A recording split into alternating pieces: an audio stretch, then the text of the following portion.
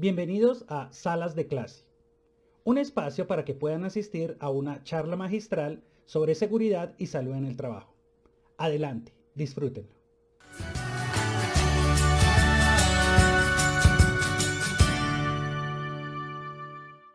Tenemos que partir de la siguiente idea y es cómo el jabón destruye el coronavirus. Resulta que el virus está envuelto en una capa lipídica, o sea, de grasa que protege el material genético que se encuentra en su interior. Y esas proteínas que están adentro son las que le ayudan a infectar las células humanas y las que nos generan, por lo tanto, la enfermedad. Por su parte, el jabón en su molécula tiene dos componentes. En su cabeza tiene una parte hidrófila, es decir, que es afín al agua.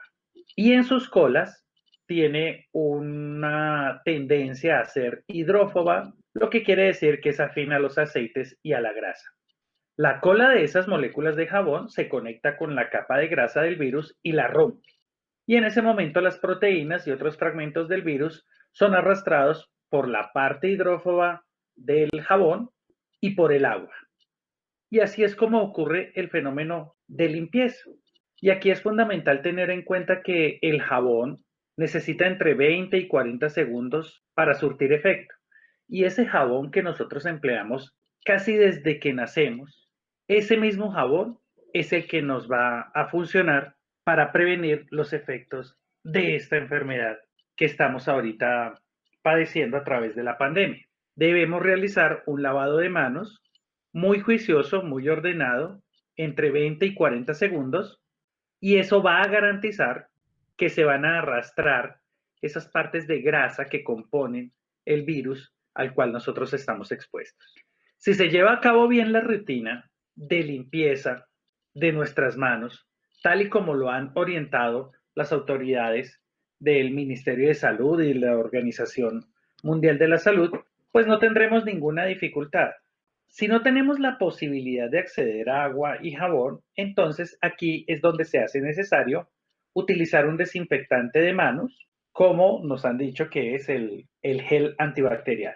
Y ese gel, pues lo emplearíamos, recuerde, únicamente en caso de que no tengamos acceso a agua y jabón. Porque lo primero que les quiero comentar es que el agua y el jabón los hemos manejado toda la vida y no nos hacen daño. Pero el gel antibacterial contiene gran cantidad de alcohol y el alcohol pues puede afectar nuestra piel. Entonces, en la medida en que podamos reducir al máximo la exposición al gel antibacterial, resulta conveniente. Es fundamental que nosotros aprovechemos la estancia en la casa, la estancia en el trabajo, para reforzar el lavado de manos a través de agua y jabón. Y asimismo nos han dicho que una precaución importante para disminuir el riesgo de infección es limpiar y desinfectar con regularidad las superficies de contacto en las casas y en la empresa. Y aquí también el mensaje es que debemos continuar haciéndolo como lo veníamos haciendo. Si nosotros teníamos una rutina de limpieza y desinfección en nuestros hogares, hay que mantenerla. Y si esa rutina se generaba también en nuestros trabajos, eso hay que mantenerla. Y para tal fin, Colombia diseñó una serie de protocolos a través del gobierno nacional para poder organizar muy bien todas estas metodologías que teníamos de trabajo con respecto a la desinfección. Y aquí lo fundamental y algo que no debemos descuidar es que esas sustancias químicas pueden llegar a generar efectos en nuestra salud, las que empleamos para desinfección. Y lo que queremos es continuar con nuestros procesos normales sin que se vean afectados porque estamos enfocados en el riesgo biológico, sino que nosotros, a través de la prevención del riesgo biológico con la utilización de productos químicos, mantengamos siempre la tendencia de la seguridad en la manipulación de este tipo de sustancias. Colombia ha determinado para tal fin una resolución denominada la Resolución 666 de 2020. En ella está determinado que se debe desarrollar e implementar un protocolo de limpieza y desinfección permanente y de mantenimiento de los lugares de trabajo. Aquí hay que definir el procedimiento, es decir, cómo se va a hacer el proceso de limpieza y desinfección y partir desde la misma definición, porque limpieza es un proceso mediante el cual a través de un detergente retiramos la mugre. Y desinfección es un proceso mediante el cual, a través de un producto químico que tiene la propiedad de retirar patógenos de la superficie, hacemos un barrido de esos patógenos y eliminamos esos microorganismos que pueden ser peligrosos para nuestra salud. Entonces aquí es fundamental que se defina cuál es la forma, cómo es el método que vamos a llevar a cabo para hacer la limpieza, cuál es el método que vamos a llevar a cabo para hacer la desinfección. La frecuencia, que era algo que habíamos mencionado. Si de pronto en nuestros hogares estábamos acostumbrados a que la limpieza la hacíamos todos los días y la desinfección los fines de semana, entonces disminuir esos tiempos de trabajo. Ahora bien, si en el trabajo estaba establecido que la limpieza y la desinfección era a diario al finalizar la jornada, entonces modificar esos tiempos, reducirlos, que es lo que nos ha sugerido el ministerio. Y ahí también nosotros tendríamos que tener un análisis en cómo lo veníamos haciendo, cómo veníamos haciendo el proceso de limpieza y desinfección. ¿Entendíamos que una cosa es limpieza y otra desinfección? ¿O simplemente nosotros agregábamos hipoclorito al agua, luego lo poníamos sobre la superficie de los pisos, trapeábamos y listo? Y después el detergente que olía delicioso, lo agregábamos y así hacíamos el proceso.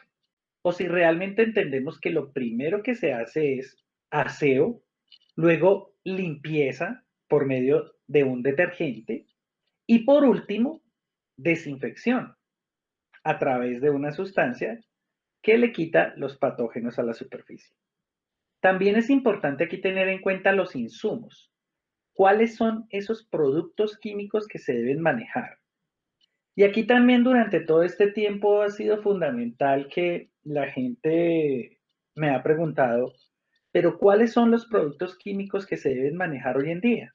¿Tengo que comprar unos con mayor concentración? ¿Hay unos nuevos en el mercado para utilizarlos? Y realmente no.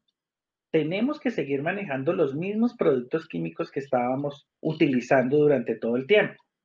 Estos productos químicos ya han sido analizados. Si los productos químicos son de carácter internacional, ya la EPA, Asociación de Protección Ambiental, ya ha hecho el análisis y ya ha determinado que sirve para ciertos virus, para ciertas bacterias.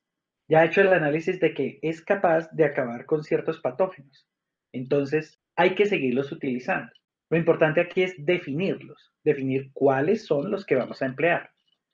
¿Quién va a ser el personal responsable de la ejecución de estos procesos? Bien, el proceso de limpieza lo van a continuar realizando el personal de servicios generales.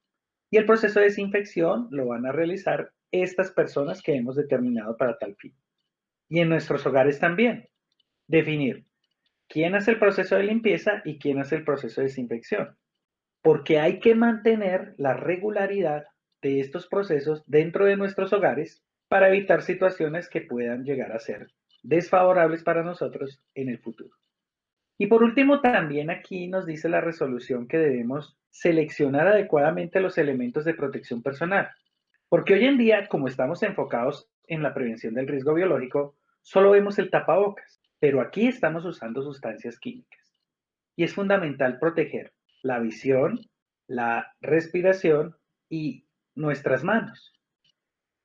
Esa limpieza y desinfección que se realiza en la empresa o en nuestra casa, pues debe estar muy bien organizada y destinada para pisos, paredes, puertas, ventanas, divisiones que se presenten, muebles, sillas y todos aquellos elementos como herramientas dentro de nuestro trabajo con los cuales las personas tienen contacto constante y directo.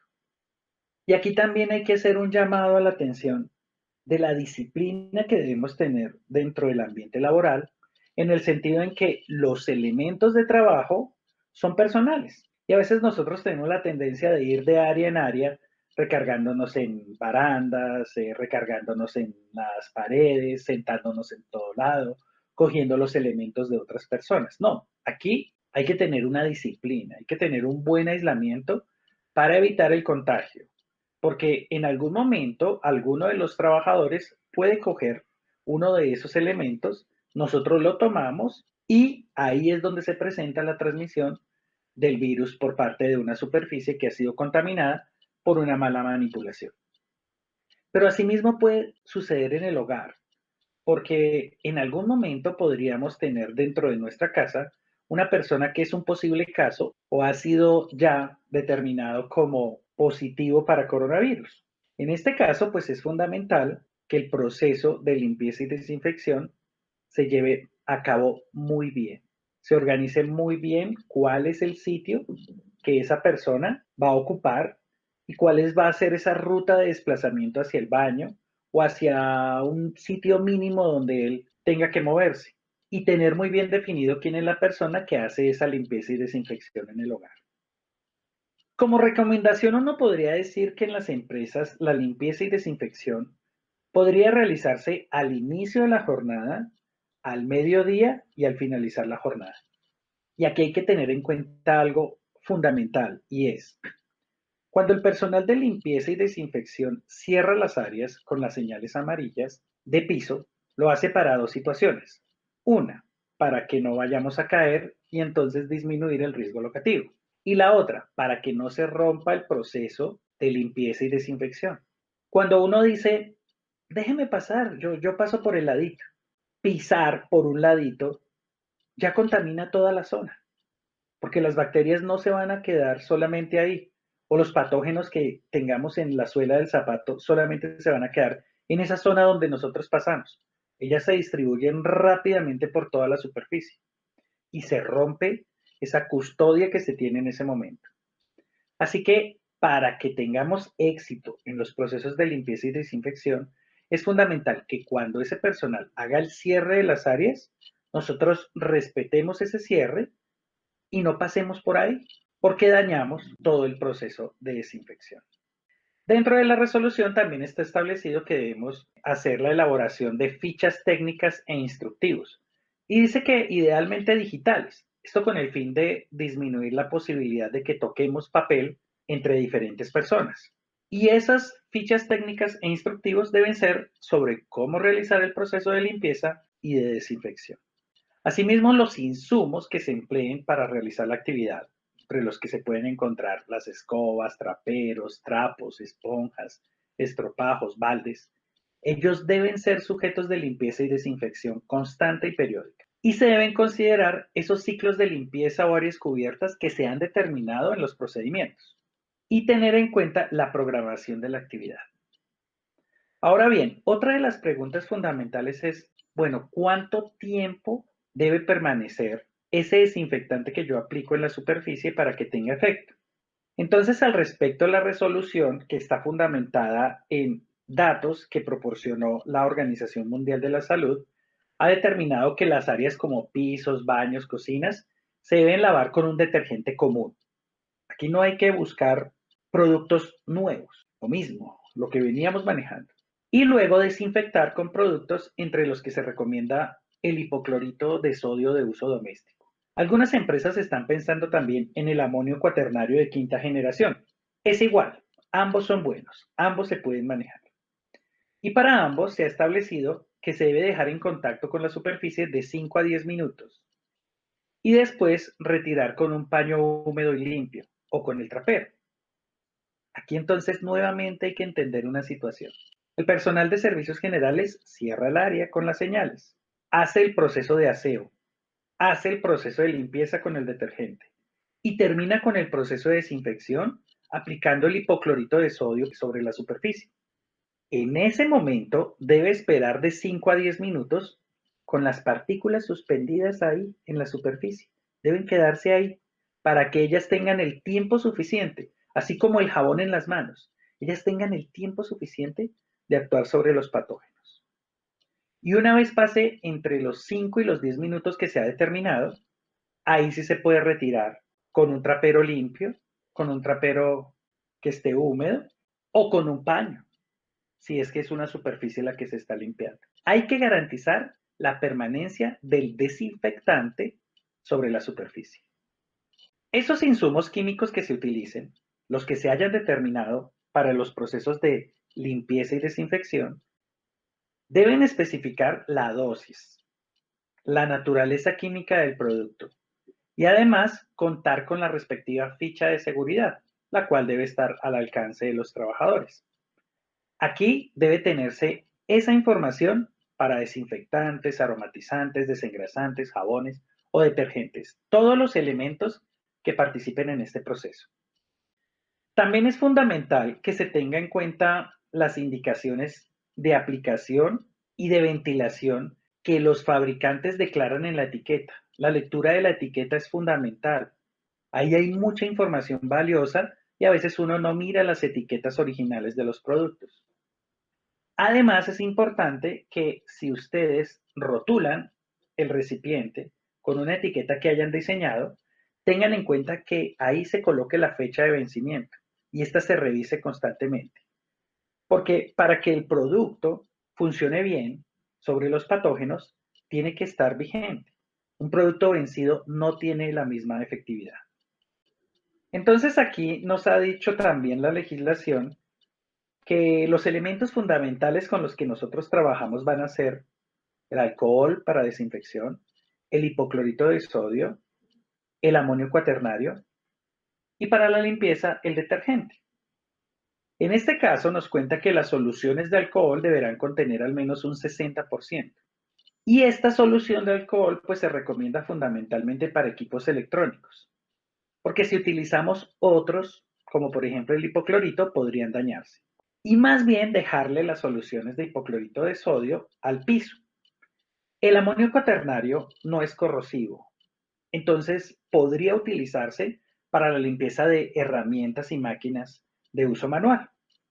Las soluciones que se preparan de hipoclorito de sodio han sido recomendadas al 0.1%, es decir, que usted puede preparar una disolución que sea 1 a 50 del blanqueador desinfectante de uso comercial y de uso común, que viene al 5%. Voy a comentarles cómo podríamos hacer esa disolución. Una cuchara tiene la capacidad de 15 mililitros o 15 centímetros cúbicos. Para preparar una solución de 1 a 50 en un litro de mezcla, tendríamos que hacer lo siguiente. Tomar una vasija que tenga un aforo de 1 litro o 1000 centímetros cúbicos y agregar al recipiente vacío una cucharada de hipoclorito más la tercera parte de la cuchara. Ahí tendríamos ya 20 centímetros cúbicos. Y completar el litro con agua para tener una solución que sea 1 a 50. Generalmente se está utilizando para completar el litro de mezcla lo siguiente. Pese a que la concentración que nos han dicho es en 1 litro de agua haga cucharada y un poquito de la cucharada para que sea benéfico. Originalmente nosotros venimos trabajando los desinfectantes así. Para la limpieza y desinfección de equipos de oficina con alcohol, se está utilizando el producto puro. Y esta es la recomendación. Así como usted compre el alcohol, así utilícelo en el atomizador.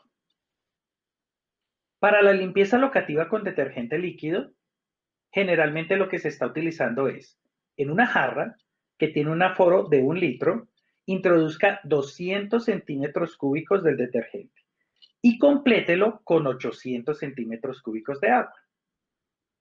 Y para la desinfección con hipoclorito de sodio o con amonio cuaternario, están utilizando 50 centímetros cúbicos del producto y se completa con 950 centímetros cúbicos de agua para tener 1 litro de solución, que va a quedar en una concentración superior a la que nos ha dicho el ministerio. Entonces estamos utilizándolos bien y veníamos utilizándolos bien desde años anteriores. Lo que debemos garantizar es mantener esos procesos de limpieza y desinfección. Todos los productos químicos que se utilicen para limpieza y desinfección deben contar con una etiqueta. Y esa etiqueta debe indicar las características de peligrosidad de los productos. El alcohol es una sustancia que es inflamable y nociva porque produce irritación ocular grave. Aquí lo fundamental es que tengamos en cuenta que este producto debe estar muy bien almacenado para evitar problemas que pueden llegar a generar un conato de incendio. Como ven, es indispensable que tenga la fecha de preparación con el fin de determinar cuándo es que vence el producto. Y también hay que describir el uso del producto. En este caso es un desinfectante de superficies. En estos procesos también se emplea el hipoclorito de sodio, el cual es un producto peligroso, porque es corrosivo y es contaminante ambiental. En exceso, grandes cantidades de hipoclorito de sodio podrían llegar a generar un accidente gravísimo en el ecosistema, pero manejado diluido y para procesos de desinfección no se espera que genere daños en el ambiente. Aquí lo fundamental es que el hipoclorito es corrosivo, entonces daña el metal. Por tal razón, no lo emplee en herramientas que se puedan oxidar, herramientas que sean de hierro o material directo como aluminio. Podría llegar a oxidarse. Aquí lo recomendado es utilizar, por ejemplo, el amonio cuaternario o el alcohol. Y como el producto es corrosivo, entonces podría llegar a generar daños en la piel. Por tal razón, es fundamental utilizar la protección visual, porque genera lesiones oculares graves, la protección de las manos y, por supuesto, la protección respiratoria. El amonio cuaternario es un producto que es peligroso para el medio ambiente en grandes cantidades, es tóxico. Para nosotros es nocivo en caso de ingestión y puede ser nocivo en contacto con la piel y si se inhala. Por tal razón, el uso de los elementos de protección es fundamental y manejarlo de acuerdo con las indicaciones propias de la etiqueta. El gel antibacterial hoy en día trae mayor concentración de alcohol. Debemos ser conscientes de que el producto se prende. El gel antibacterial hoy en día arde fácilmente porque se ha determinado que su concentración de alcohol debe incrementarse. Por tal razón, almacénelo adecuadamente. Almacénelo cerca del alcohol. Ellos dos en una tarima especial, en un sitio con buena ventilación y si tiene grandes cantidades, con un buen extintor, un extintor de dióxido de carbono. El producto también puede llegar a generar irritación ocular.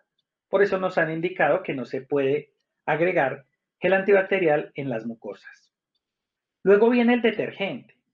Y el detergente común, el que es de uso diario, no presenta características de peligrosidad para los trabajadores o para el personal que los usa habitualmente. Las recomendaciones fundamentales serían, una vez se aplique, lavarlo con agua y mantener ese producto bien cerrado y seco. Y finalmente el jabón líquido para manos. Ese jabón líquido para manos pues no va a ser peligroso y es el que debemos utilizar. Y por eso esta capacitación inicia y finaliza con el lavado de manos, porque es la técnica esencial para prevenir el contagio. Recuerde que si usted maneja buenos hábitos y tiene la disciplina que nos han dicho que debemos mantener en cuanto al uso del tapabocas, el aislamiento y distanciamiento y el lavado frecuente de manos, es muy poca la probabilidad de que usted vaya a enfermarse. Estas recomendaciones de bioseguridad no deben ser solamente para esta época de pandemia. Las debemos mantener durante todo el tiempo, después de ir al baño, después de manipular elementos en los cuales se evidencia que tienen altos contenidos de suciedad. El lavado de manos en este caso tiene que mantenerse y tiene que formar parte de la disciplina y del autocuidado permanente, tanto en el trabajo como en nuestros hogares.